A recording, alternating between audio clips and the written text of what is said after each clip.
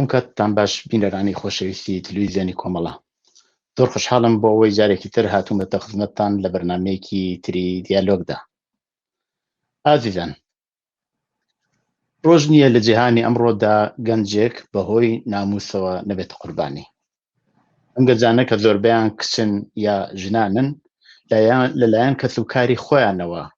یا کەسوکاری نزیکی خۆیانەوە ئەکوژرێن. ناموس چییە؟ ئایا ناموس پەیوەندی بە نەتەوە، قەوم و یا ئاین و کولتورەوە هەیە؟ ئەمە و چەند پرسیارێکی تر بابەتی بەرنامەی ئەمڕۆی دیالۆگە لەگەڵ کاک سلێمانی قاسمیانی، نووسەر، شاعر، ڕاوێژکاری کێشە کۆمەڵایەتیەکان و هەروەها کادری لە مێژوونەی کۆمەڵە. کاک سلێمان گیان بەخێر بی بۆ بەرنامەی دیالۆگ. زۆر زۆر سپاس دەکەم لە تۆ و لە هەموو بینەرانی خۆشەویستیش. کاک سلێمان، لە بیدایەتەوە پێم خۆشە تعریفێک یا ناموس چییە و ئەو هەموو کێشەشی لەسەرە؟ ناموس لە بنەڕەتدا دەگەڕێتەوە سەر کچێنی کچان، یعنی ئەوەی کە کچ بەر لەوەی بە شوو درابێت هیچ رابطەیەکی جنسی نەبوو بێت، لە واقعدا کچی دەست لێ نەدراو بێت و بۆ وەختێکی شووی کرد ناموس بۆ ژنانی شوو کرد و معنایەوە کە هیچ پەیوەندێکیان هیچ رابطەیەکیان لەگەڵ هیچ کەسێکی تر غەیر ئەز شوەکەیان نەبێت. لە ئاساسدا دەگەڕێتەوە ناموس سەر و بنەکەی دەگەڕێتەوە سەر پاکی ژنان و کچان و لە ئەسڵدا ئەسیربوون لە داوێنی بنەماڵە بۆ بنەماڵە و لە داوی شوەکانیان کە وەکو ساحەبیان تەبیعەتەن لەو فەرهەنگەدا بە حیساب دێن. یعنی نەبوونی ئازادی کچان و ژنان بەسەر لەش و گیان و ڕوح و جنسیاندا. یعنی پەیوەندیەکی بە پیاوەوە نییە؟ ناموس با پەیوەندی بە پیاوە بەو معنایەیە کە تا وەختێک کچە باوکەکان و پیاوەکانی خانەوادەی خۆی سەحەبی ئەو ناموسن، ینی سەحەبی ئەوەن، ئەگەر ئەو بێت و ئەم پاکیەی لەباری جنسیەوە لەباری سێکسیەوە لە دەستدا بێت، ینی خۆی نییە کە بێ ناموسەوە، لە ئاساسدا ئەوە ماڵەکەی دایک و باوکەکانیەتی، ئەوە پیاوەکانی خانەوادەن کە ناموسیان لە دەست دەچێت. بەو معنایە بە لەنا ناموس لە ئەسڵدا نا پەیوەندی بە ئەمرازی جنسی لە واقعدا کچان و ژنانەوە هەیە، بەڵام نەتیجەکەی دەگرێتەوە سەر داوێنی پیاوان دەگرێت. بەڵێ بەڵێ، زۆر جار پێش هاتووە کە هەر ژنان نەبوون بەهۆی ناموسەوە بوونەتە قوربانی، بەڵکو پیاوانی شەر لەو وڵاتی سوێدە کە من و تۆشی تیاژین، کوڕێک هەر بەهۆی رابطەی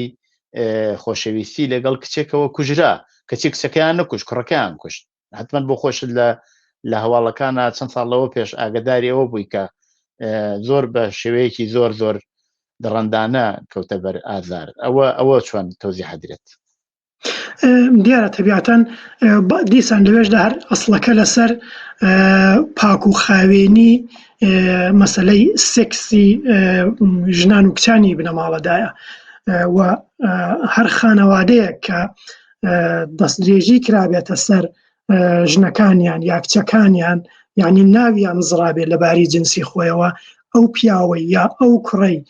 ئەو جرئەتەی بەخۆی دابێت نزیکی کردبێتەوە لەم ژنانەیە لەو کچانە، یا تەنانە حتا نەیکردبێت، بەڵکو بەهۆی بڵاوبوونەوەی دەنگۆ و شایعی کە هەتا لەوانەیە هیچ ئەساسێکیشی نەبێت، پیاوێک بوو بێتە هۆی بەدناوبوونی ژنێک یا ژن یا کچێکی خانەوادەیەک، تەبیعەتەن ئەو پیاوە لایەنی هەرە گەورەی ئەو بێ ئیحتیبارکردنی ئەو خانەوادەوە لەواقعدا بێ ناموسکردنی ئەو خانەوادەیە و هەر بۆیە ئەو پیاوانەی کە نێویان لەوبارەوە دێت دەستیان بوو بێ لەم کارە ساتەدا یا دەستیان بوو بێ لەم ڕابطەیەدا زۆرجار پیاوەکانن کە لە ئەسڵدا یا کوڕەکانن کە گیانیان دەستێنرێت بۆەوەی کە ناموسی خانەوادەکە ناموسی بنەماڵەکە بکردرێتەوە ینی بۆی کە پیاوەکان بتوانن بەسەری بەرزەوە دووبارە لە کۆمەلگادا لەو کۆمەلگای کە باوەڕی تەبیعەتەن بەو سنەت و بەو بۆچوونانە هەیە سەریان بەرزکەنەوە معمولەنی شەروایە لە ئەسڵداوە پیاوەکانن ئەو پیاوانەی کە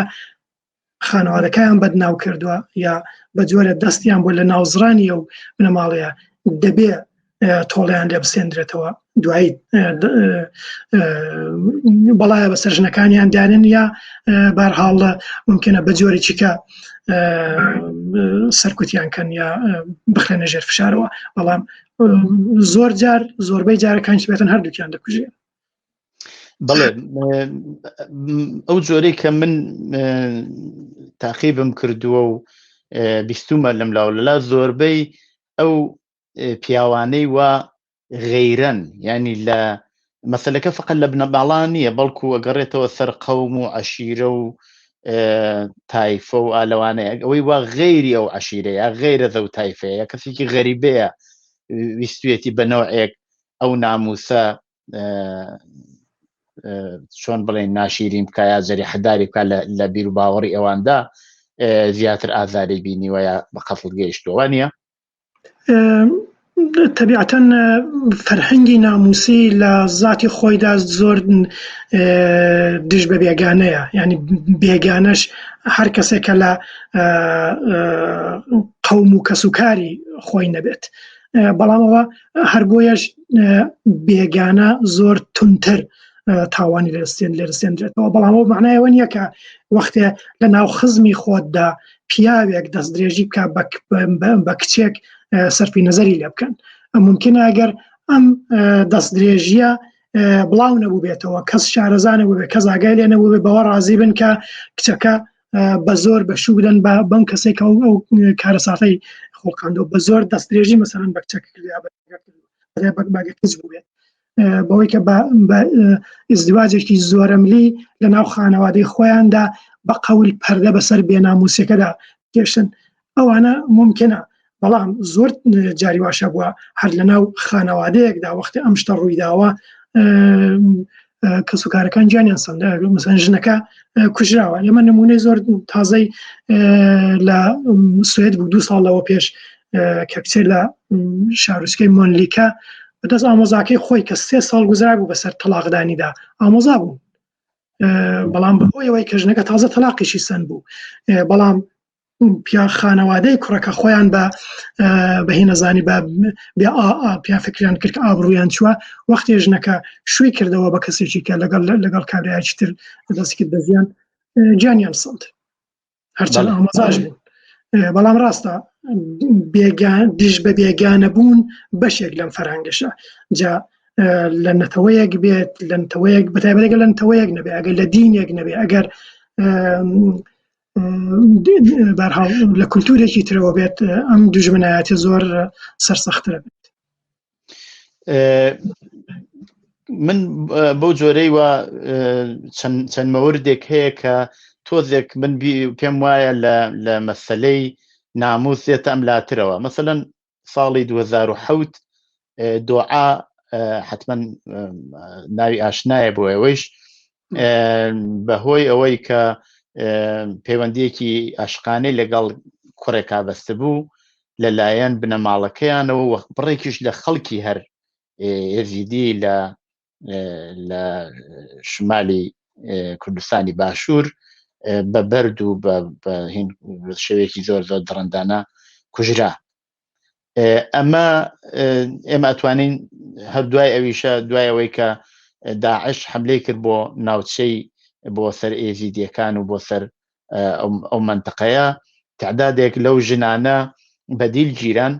و دوایەوە کە مەوردی تەجاوز قەراریان گرت منداڵیان بوو ئێستا کە ئەگەڕێنەوە ئەو منداڵانە قبول ناکەن و ئەو کچانە ئەو ژنانە قبول ناکەن بێنەوە سەر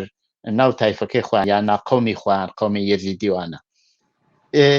وای پێ دەچێ مەسەلەکە فقط ناموس نییە، مەسەلەکە تا ئەندازەیەکیش ڕەبتی بە مەسەلەی قەوم و نەتەوە و ئالەوانەیشەوە هەیە. بێ زەحمەت لە ماڵبەتەم پرسیارم زیاترە هەر لەم بابەتەوە گەر بکرێ قسەیەکی زیاتر بکەیت. فەرموو. مەسەلەکە من بەلامەوە مەسەلەیەکی پەیوەندێکی بە نەتەوە بەم جۆرە نییە، بۆیە لە ئەسڵدا لێرەشدا هەتا نمونانێک کە تۆش دەیهێنیەوە سەرچاوەکەی هەر دەگەڕێتەوە سەر پاکی یان ناپاکی ژن و کچ، بەخاتریەوەی ئابڕووی خانەوادەیەک ناموسی بنەماڵە وەختێ پەیوەست بکرێ بە ئامرازی جنسی ژن، بێحورمەتکردنی خانەوادەکەش دەرنەتیجە خراپترین بێحورمەتیکردن، خراپترین توهینکردن بە بنەماڵەیەک یا بە کۆمەڵێک لەواقەدا بە پیاوان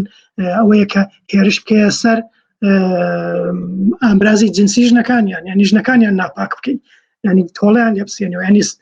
سەربەژێریان کە هیچ سەر شۆڕیەک لەوە گەورەتر نییە بۆ فەرهەنگی پیاو سالارانە لەوەی کە دەست درێژی بکرێتە سەر کچەکانیان کە یا ژنەکانیان، چونکو ئەگە ماڵیان سووتێنی ماڵ سووتان مەحلومە بێحورمەتیکردنە، بەڵام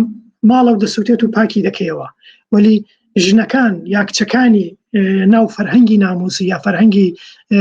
پیاو سالارانە دەست وەختێ لە ژنەکانیان بدرێت پاکانەی نییە، ناتوانانی پاچکیەوە مەگەرەوەی کە بە کوشتنیان بە لە بین بردنیان ئاسەواریان نمێنێ. هەم ژنەکان لە وەقعدا ئەو ژانێک کە تازە بە زۆر تەجاوزیان پێکراوە هەموو کەسانی تێباتن و کارەشیان کردووە، و بۆیە ئەوە لە هەموو جێگای بەتایبەت لە شەڕی بینی شەڕی ناسیۆنالیستی یا لە شەڕی قەومکوژی لە هەموو گۆشتەیەکی دنیادا ئەم شتە زۆر باوە کە وەختە هێرش دەکەنە سەر نەتەوەیەکی تر دەستدرێژی دەکەن بە ژنەکانیان، هەم لە بۆسنین هەرسەگۆڤینا دیمان، لە ڕەواندا دیمان، لە هەموو شوێنێکی ئەم دنیاە ئەم باوە هێرشکردن و بێنام و بێحورمەتیکردن بە ژنان بەوەی کە پیاوان یا نەتەوەیەک یا گروپێک سەر شۆڕ بکەین هەز بە سەر شۆڕی بکەن، ئەوە عادەتێکی عمومیە لە هەموو دنیادا بەداخەوە باوە لە کۆمەڵگای پیاو سالاردا، بەڵام ئەسڵەکەی ناگەڕێتەوە سەر بۆچوونی نەتەوایەتی یان نەتەوەگەری، بەڵکو دەگەڕێتەوە سەر هەر مەسەلەی بیرروباوەڕی ناموسی و بیرروباوەڕی ئەوەی کە ژنان و کچان، پاکی ژنان و کچان بەرزترین نرخە، بەرزترین ئەرزشە لە کۆمەڵگای پیاو سالاریدا. قەومی یەهود کەم خۆشیان هەر بە خۆشیان دەڵێن قەومی یەهود یەکێک لەو قەومانن کە پێکێنانیان لە ڕێگەی ئاینیانەوە بووە، لە ڕێگەی نژادیانەوە یان لە ڕێگەی مەسەلەن تاریخ، ئەوەی وە ئاینی یەهودی بوو ئەوانی بێکەوە لەکاندووە. بە پێی ئەو زانیاریانەوە هەیە ئزدواجی لە دەرەوەی قەومی یەهود تەهدیدێکە یا حملەیەکە بۆ سەر ئەو قەومە، هەر بەو دەلیلە ئەمان مەمنوعیەکەن، یعنی ژنێکی یەهودی بۆی نییە لە دەرەوەی خەڵکەکەی خۆی یا یەهودیەکان پەیوەندی خانەوادەگی پێک بێنێت و ئزدواج بکە. ئەمە ڕەبتی بە مەسەلەی ئەو قەومەوە نییە؟ زای مەسەلەی فەرهەنگی ناموسی زۆر کۆنترە لە فەرهەنگی لە ئاینی یەهود و لە قەومی یەهود. ئەم بیر و باوەڕ و بۆچوونە شتێکی گشتیە کە لە بینی هەموو نەتەوەکانی دنیادا بە هەزاران ساڵ بەر لە ئاینی یەهودەوە وجودی بێنی بیر و باوەڕی ناموسی، بیر و باوەڕی کچێنی، ئەوەی کە کچ نابێت دەبێت دەستی لێ نەدرابێت و ژنان وەختی شویان کرد نابێت لەگەڵ هیچ کەسی کە پەیوەندیان بێ غەیرە شوەکانیان. ئەم بیر و باوەڕ بۆچوونە، ئەم بۆچوونە پیاو سالارانەیە زۆر بەر لە ئاینی موساواتوە. ئەگەر جۆ لە قانونەکانی حەموڕابی بگرین کە زیاتر لە نزیکەی 3700 ساڵ لەوە پێش قانونی هەموو ڕابی نووسراوەکەوە کۆنترە لە تەورات لەبێشەوە هەرەو بۆچوونە هەیە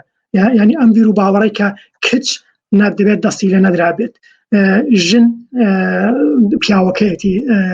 سەحابیەتی و ئەم دەست لێ نەدراویە ئەم خواستی کچمانەوە بۆیە دوای زۆر درەنگتر هاتوتە ناو یەهودیەتەوە کە وەکو مێژوویەکی تازەتری هەیە لە قانونی هەموڕابی و ئاشوریەکان کە ئەمە تازە نەفەقەت لە بین نێوانیشدا بەڵکو لە شوێنی تر زۆر شوێنی تری دنیادا هەر ئەم بۆچوونە هەیە ئەمە لێبرد نەکەم کاک سلێمان کەوا بێت ئاین دەوری نییە لە مەسەلەی خەتڵی ناموسی ئایاک و هەر لە مەسەلەی ئەم مەسەلەی ناموس کە باسمان کرد ئاین دەوری نییە چونکە گەڕێتەوە بۆ پێشتر لە بۆ خۆتان ئاماژتان پێکرد مەسەلەی یەهودیەت ئەگەریش زۆر بگەڕینەوە بۆ دواوە بەشێکی کە لە قەومەکانی کەش هەر بۆ شێوە مەسەلەی ئاین نییە بەڵکو مەسەلەکە بە تایبەت مەسەلەی ناموسە یاک و کچ وەکو کچ بمێنێتەوە لە ئەس بەیەک معنارێ بەیەک معنە قسەکە درستەوەی کە بۆچوونی ینی فەرهەنگی ناموسی زۆر کۆنترا لە ئاینەکانی یەکتاپەرستی ئاینی یەکتاپەرستیش بە ئەگە باسی یەهودیەت بکەین یەهودی لەنێو بە قەول بڵێن ئاینی ئەوانەی کتێبدارەکان کە خاوەنی کتێب یەهودیەت لە پێشیانە دوایی مەسیحیەت دێ و دوایی ئیسلام دێ کە ئەم سێیانە ئەمسەیە بۆچوونی ئەمسەیە هەم یەهودیەت هەم مەسیحیەت و هەم ئیسلام سەبارەت بە کچمانەوە و سەبارەت بە پاکی ژن و کچ بۆچوونیان سەبارەت بە سێکس و سەبارەت بە ژن یەکە تەفاوتێکی سەرەکی ئەسڵەن لە بین ئەم ئاینانەدا نییە و هەر بۆیەش لە هەموو ئەمە ئاینانەدا ئێستاژەگەت لەنێو مەسیحەدا بڵێ مەسیحەتە دەڵێت تۆ تا شود نەکردبێ نابێت بەرەڵبەتە بۆ کچ بەتایبەتەوە دەڵێن تا شود کچان تا شویان نەکردبێ حەقی نابێت پەیوەندی جنسیان بێ ڕابطەی جنسیان بێ ئەوە لەگەڵ گەبین لە ئاینی یەکتاپەرستی ئاینی ئیبراهیمەکان بڵێن بەڵام ئەوە هەر لێرەدا نییە ئەمە حتا ئەگەر تۆ بچینە ناو سیکەکان دینی سیکەکان دینێکی ترە بچینە ناو دینی بڕەحمایەکان دینێکی ترە بودایەکان کە بە قەول زۆر دینێکی سڵح لەباری ناو خانەوادەوە زۆر سڵحامیسترن حتا لەوێشەوە هەرو خواستە هەیە و لەوێشەوە هەرە بۆچوونەیە سەبارەت بە مەسەلەی سێکس و سەبارەت بە مەسەلەی ڕابطەی جنسی و پاکی کچان و ژنان بۆیە ڕاستە پیاوسالاری فەرەنگی ناموسی زۆر کۆنترە لەم ئاینانە بەڵام ئەم ئاینانە لە مانەوە و لە گیان پێدان و لە بەقای فەرهەنگی ناموسیدا ڕۆڵێکی زۆر لە بەرچاو گەورەیان هەیە دلیلەکەشی وەیە کە دین زۆر دوگمە فەرق ناکە کام دینەش بێ چ یەهودی بێ چ ئیسلام بێ چ مەسیحیەت بڵێ چ بەڕەحمای بڵێ چ سیکەکان بڵێ هەموو ئەو دینانە زۆر دوگمن و زۆر بەسەختی گۆڕانکاریان بەسەردادێ هەر بۆیەش بەشێکیشەوەی کە ئەم دینانە لەگەڵ دەسەڵات لەگەڵ قودرەتی سیاسی و اقتصادی لە هەموو گۆشەیەکی دنیادا دەستیان تێکەڵاو بووە یا پشتی دەسەڵات بوون یا خۆیان تەواوی دەسەڵات بوون و دەرنەتیجە ئەم خواستە ئەم بیر و باوەڕی پیا و سالارانیە و ژێردەستەبوونی ژن و خواستی پاکی و دەست لێ نەدراوی و نەبوونی ڕابطەی لەگەڵ هیچ کەسێکی تر غەیرە سەحابەکانی خۆیان سەحابەکانی ژنەکانی لەواقەدا مێردەکانی یا باوکەکانیان و بە توندی ماوەتەوە بۆیە بۆ معنایە ئاین تەبیعەتەن دینەکان نەخشێکی زۆر لە بەرچاویان هەیە لە بەردەواممانەوەی دووبارە ژیانەوەی فەرهەنگی ناموسی و ئەم ژێردەستەی ژنان. کاک سلێمان خەڵکی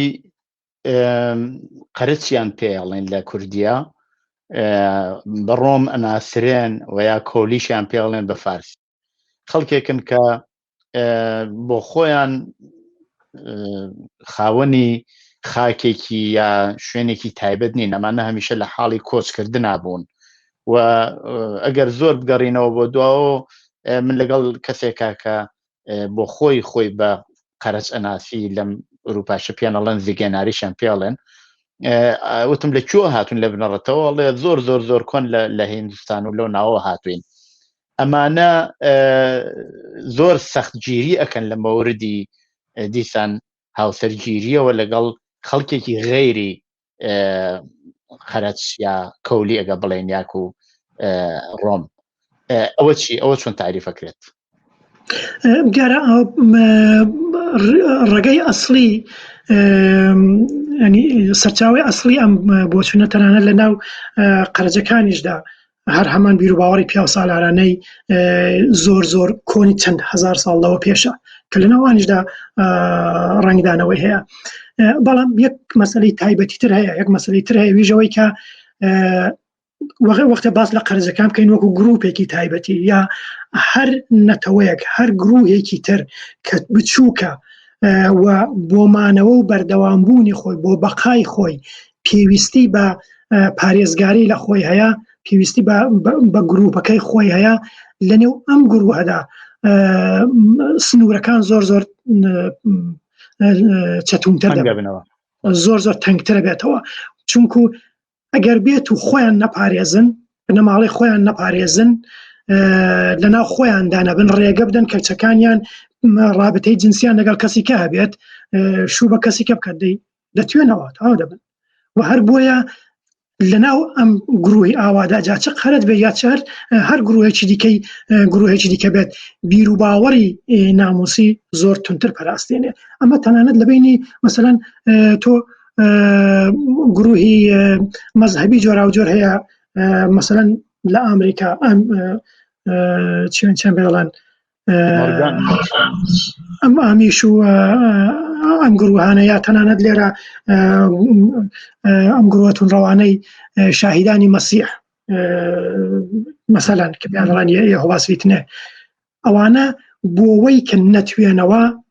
بۆی کە لە ناو نەتوێنەوە و کۆمەلگای دەوروبەر لە بینیان بەقەول لە بینیان نەبات سنوورەکانیان زۆر تونتر دەکەنەوە و بۆیە لە باری جنسیشەوە فشار بۆ ژنە تەبیعەتەن زیاتر دەبێت، ئەوەی کە بەتایبەت ئەوان ژنەکانیان بۆیان نەبێت لەگەڵ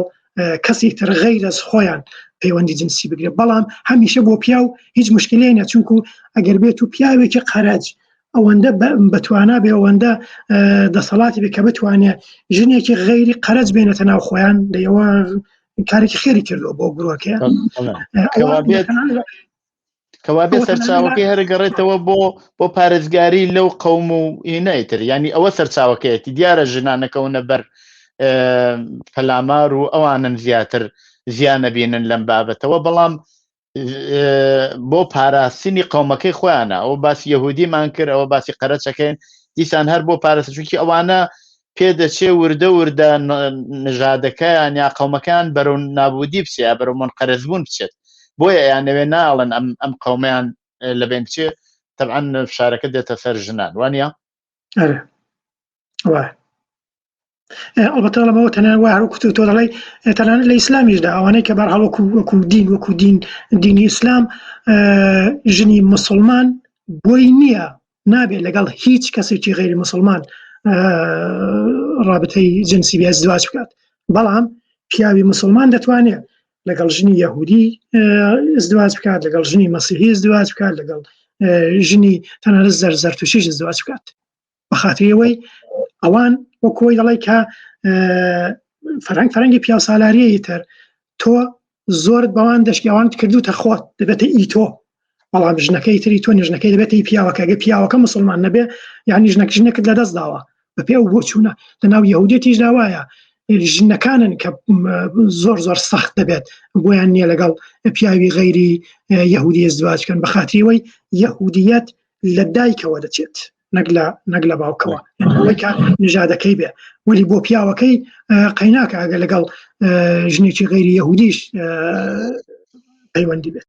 بۆوان ئۆکەیە. زۆر چاکە. کۆمەڵگای سەرمایەداری لە پێشکەوتنایە سنوورەکان وردە خەریکن لە بینەچەند پەیوەندی یا هاوسەرگیری زۆرە بێت. نمونەی زۆر ڕۆشنی وڵاتە یەکگرتوەکانی ئەمریکایە کاتێ هەم ئەوێ کە داگیر کراوە دواتریش خەڵکێکی زۆریان وەکو بەردە هێنا بۆ ئەو کاتی ئەمریکا کە لەوێ وەکو بەردەی سوادەی لێ بکەن وردە وردە پەیوەندی هاوسەرگیری لە بینی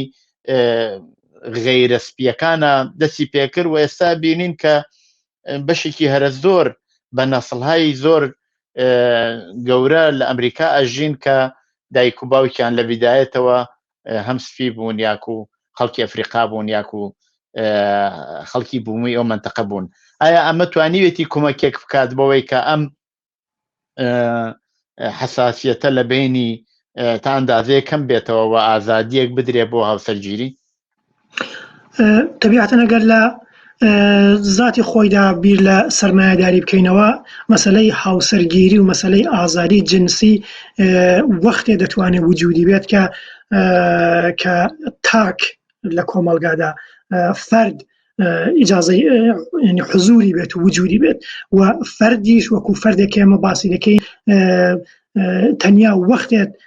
دێتە مەیدانەوە کە کۆمەلگای سەرمایەداری بە وجود بێت، یعنی لە جامعی سەرمایەداریدا کە فەرد دەتوانێت خۆی پیشامدات و وەکو تاک بە حیساب بێنرێت. بۆیە وەکو زات لەناو خۆیدا سەرمایەداریە کە تاک بە وجود دێنێ و سەرمایەداریە دەتوانێت ئەم مەیدانە ئەم فرسەتە لە واقعدا لەباری مێژووی خۆیەوە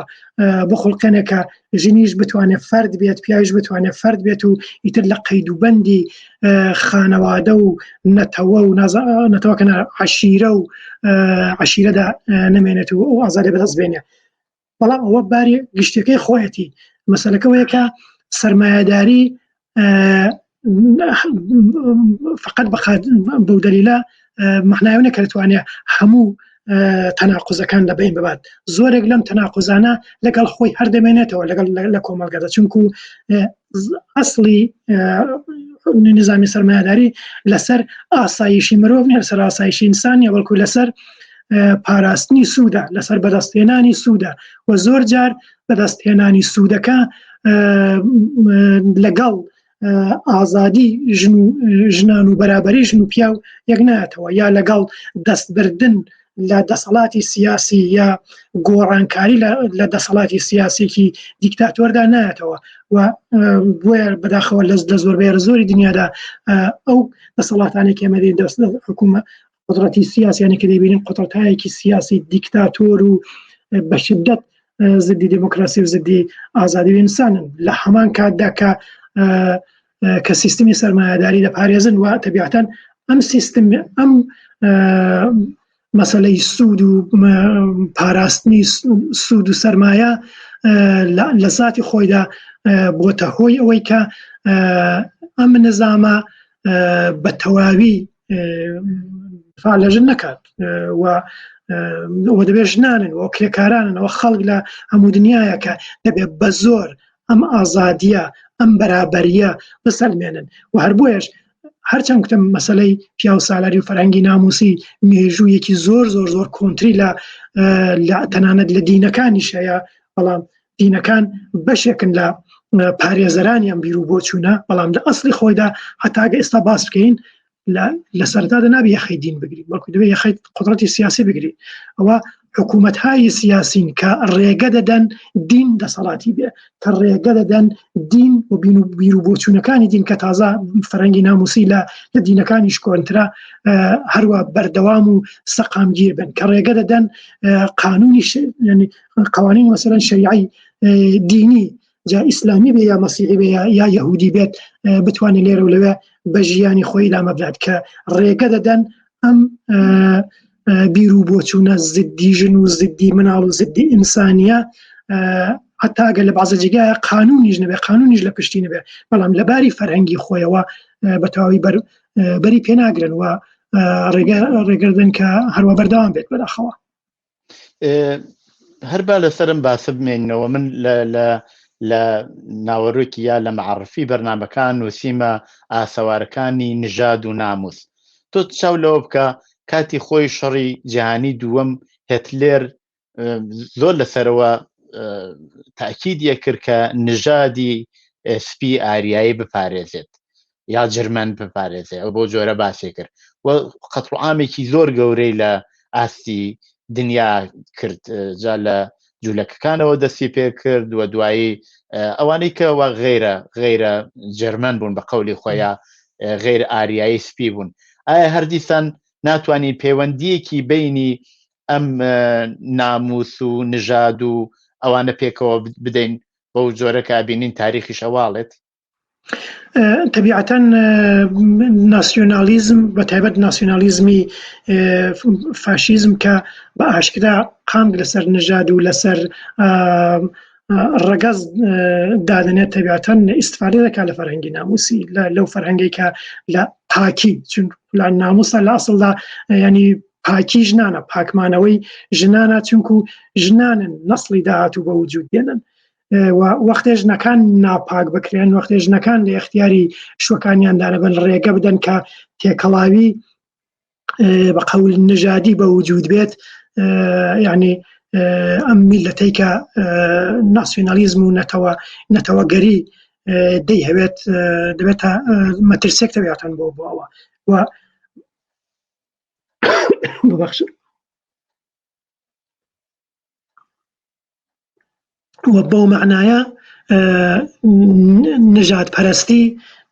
نەتەوەگەری ڕەگەز پەرستی لەگەڵ ناموس پەرستی لێرەدا لەو بارەوە تەبیعەتەن یەک دەگرنەوە ئەگەر ئەگەمە سەیری تەواو ڕێکخراوە ڕەگەز پەرستانە لە هەموو لە هەر گۆشەیەک دنیا بکەین لە هەموو شوێنێکی دنیا ڕێکخراوە ڕەگەز پەرستەکان بە شدەت دژی ئازادی و ئازادی ژن و دژی جوڵانەوەی ڕزگاری خوازانە و بەرابەری تەڵەبانەی ژنانن جا فەرق ناکە ئەمە سویدی بن ئاڵمانی بن ئەمریکایی بن یا کورد بێ یا عەرەب یا فارس بێت بەخاتری وەی لەجیاتەن یەک دەگرنەوە کاک سلێمان چارە چییە؟ ئایا هەر لەو کۆمەڵگای وایە ئێستا ئێمە تیاژین کۆمەڵگای سەرمایەداری ئەکرێ ڕێگەیەک پیشان بدرێت یا ئەو خەمە قورسە یا چۆن بڵێنە ئەو ئازارە لەسەر شانی خەڵکەم بێتەوە و مەسەلەی ناموسپەرستی لەبین بچێت ئەوە یاکو ئەبێ ماتڵ بین بۆ ئەوەی کە دنیایەکی تر سیستمێکی تری کۆمەڵایەتی بێتە سەرکار طبیعەتەن ئێمە لازم ناکات خەڵک چاوەڕوانی سوسیالیزم بکەین چاوەڕوانی ڕوخانی نظامی سەرمایەداری بکەین بۆ ئەوەی کە فەرهەنگی ناموسی نەمێنێ هەر ئێستاش لە زۆر وڵاتی دنیادا وڵاتی دنیای سەرمایەداریدا ئێمە دەبینین کە تاکەکان فرد ژنی تاک مافی هەیە حەقی هەیە بەسەر لەشی خۆیدا بەسەر سێکسی خۆیدا بەسەر ئامرازی جنسی خۆیدا بەسەر ژیانی خۆیدا پس یعنی غیری ممکن نییە طبیعەتەن بەڵام ئەگەر باسمان باسی بەرابەری و یەکسانی کامەڵی ژن و پیا و لەم کۆمەڵگایەدا غیری ممکنە بەڵام مافی ئەوەی کە ژن مافی بەسەر گیان و لەش و ڕوح و جسم و سێکسی خۆیدا ئەبێت زۆریش ممکنە و دەشکرێ و ئەوە خواستێکی طبیعەتەن سیاسی و فەرهەنگیە و کە دەبێ ئێمە بۆی تێبکۆشین کە ئێمە دەبێت دەسەڵاتی سیاسی لە هەر شوێنێکی ئەم دنیاە بین بە هەر زمانێ قسە بکەین مەجبور بکەین بەوەی کە مافی ژن بەسەر لەش و سێکس و ژیانی خۆیدا بپارێزد و بسەلمێنین ئەوە ممکنە و ئەوە لە طبیعەتەن بە مبارزەیەکی طبیعەتەن بێوچانی دەبێت بۆی کە دەستی فەرهەنگ و بیر و باوەڕی کۆن دەستی بە تایبەت لێرەشدا لە زۆرێک لە وڵاتانەدا دەستی مەزهەب دەستی ئاین لەسەر ژیانی ژنان لەسەر ژیانی کچان و مناڵان کورت بکرێتەوە ئەوە دەکرێت و زۆریش ممکنە ئەوانەی کە نایکەنەوانەی کە دەڵێن ناکرێ لەواقعدا خۆیان پاڵپشتی ئەم بیر و باوەڕ و بۆچوونە کۆنە پەرستانە و پیاو سالارانن کاک سلێمان بۆ ئەوە ئێوە بۆ خۆتان من ئەو جۆرە کە بینیومە ئێوە بۆ خۆتان لە بابەتەوە زۆر هەڵسوڕاون لە ئەنجومەن و کۆڕ و کۆمەڵدا هەم قسە و باسی تایبەتی ئەەکەن ئایا ئەتوانێ ئەمانە بۆ خۆی تاسیری ببێ یا ڕۆشنگەری بکایاکو ئەوەی ئەبێ کارێکی بنەڕەتی تر بکرێ بۆ ئەوە یعنی ئەوە مەسئولیەتی ئەوە لە ئەستۆی تاکە کەسە یاکو دەوڵەتەکە مەسئولیەتی ئەمێ لە سەرشانە طبیعەتەن مەسئولیەتی سەرەکی لە ئەستۆی دەسەڵاتدارانن کە بەرپرسن دەسەڵاتدارانن کە سەرچاوی ئەم نەهامەت و فەلاکەت و بەدبەختیە و ژێردەستەی ژنانن بەڵام گۆڕینی دەسەڵات کاری خوا نییە کاری هیچ ناجیەک نییە بەڵکو کاری ئێمە خۆمانین ئێمە خۆمانی خەڵکین دەبێت و کارە بکەین و ئەوە لە مەیدانی سیاسیدا دەبێت بکرێت دەبێت لە مەیدانی هونەریدا دەبێت بکرێت دەبێت لە مەیدانی فەرهەنگیدا بکرێت لە مەیدانی ئاواز و مۆسیقا نەقاشی ینی لە هەموو مەیدانەکانی کۆمەلگادا تەبیعەتەن بکرێت و ئێمە لە بەرابەر ئەم فەرهەنگە بوەستین چونکو تەبیعەتەن لە نێو ئێمەدا باسی وڵاتی خۆمان بکەین لە کوردستاندا خوار فەرهەنگی ناموسی نییە فەرهەنگی دژ بە ناموسیش هەیە فەرهەنگی یەکسانی خواز و بەرابەری ژن و پیاویش هەیە ئەم فەرهەنگە هەیە بەڵام دەنگی ئەم فەرهەنگە دەبێتەن دەنگی ئەم بۆچوونە ئەم ئینسانانە ئەم هێزە دەبێت زۆر بەرزتر بێتەوە لە بەرابەر ئەم فەرهەنگە پیاو سالارانە کە دەسەڵات و قودرەتی سیاسی لە پشتەوەیە بوەستینەوە بۆیە ئەمە لە هەموو مەیدانەکانی خەباتدا تاکی ئازادی خواز گروهی ئازادی خواز حیزبەکانی ئازادی خواز دەبێت بێنە مەیدانەوە و ئەم ڕۆشنگ ئەم خەواتە بکەن و بەتایبەت مەسەلەی ڕۆشنگری هەمیشە شتێکی زۆر گرنگە مەسەلەی فەرهەنگی هەمیشە شتێکی زۆر گرنگە بۆ ئاڵ و گۆڕ پێهێنانی کۆمەلگادا هەرچەند دەڵم بازم مەسەلەی ئەسڵێکە و سەرەکیەکە تا وەختێ ئێمە دەسەڵاتی سیاسی نەگۆڕین تا وەختێ قانونەکان یاساکان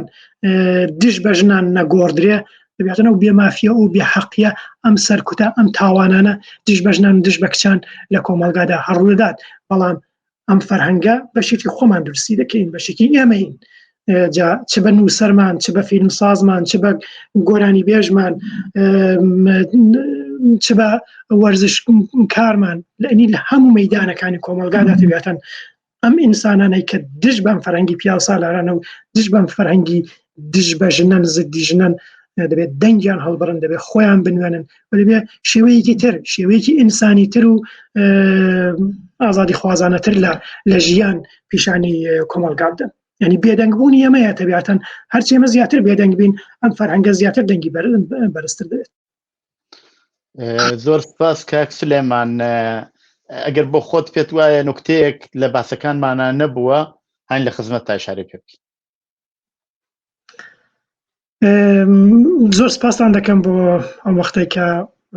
بۆتان لواندم کە لەوبارەوە قسە بکەم قسەیەکی زیات نییە ئەم باسە تەبیعەتەن توانی زۆر دوور و درێژتیشی بکەین بەڵام ئێستای تر شتێکی زیات نییە باسی بکەم زۆر سپاس زۆر سپاس بۆ ئەوەش بۆ بەشداریتان لە بەرنامەیەدا بینەرانی خۆشەویستی تلویزیۆنی کۆمەڵە بەم جۆرە هاتینە کۆتایی بەرنامەی ئەمجاری دیالۆگ هەتا بەرنمەیەکی تر و دیالۆگێکی تر کات و ساتێکی خۆشتان بۆ باوە دەخوازم ماڵەوە